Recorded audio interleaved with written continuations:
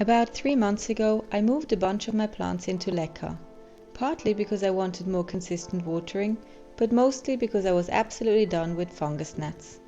Fast forward 3 months, they're gone, completely gone, and honestly, that alone already makes the whole experiment worth it. But the plants? They've also been full of surprises. Let's start with the ones that are absolutely thriving. The Monstera is living the life. New leaves, strong roots, and just an overall happy feel. The Sansevieria couldn't care less. It's doing great, as expected, quietly minding its own business and growing. And both the satin pothos and the silver inch plant are genuinely glowing. Shiny leaves, new growth everywhere.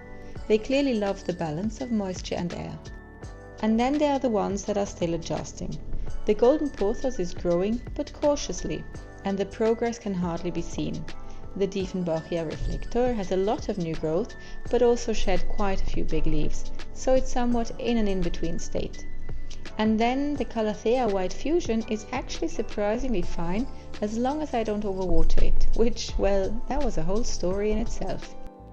Then there are the absolutely dramatic ones. The peace lily, for example, had a full-on meltdown in the past 2 months.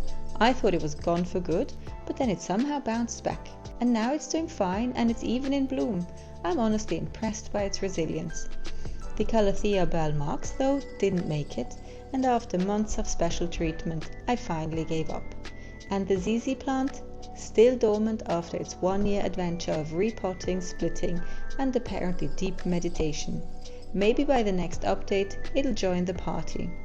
So, 3 months in, no gnats, lots of learning, and a few very happy plants. I've realized that LECA isn't just about easy plant care, it's about paying attention.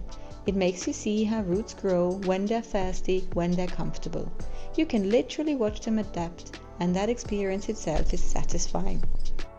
By now, I was even confident enough to take the next step. I just repotted my very big Monstera into LECA and even my beautiful flamingo lily. A few months ago, I wouldn't have dared to do this, but that's the beauty about learning new things. Thanks a lot for watching, and I'll see you in the next one.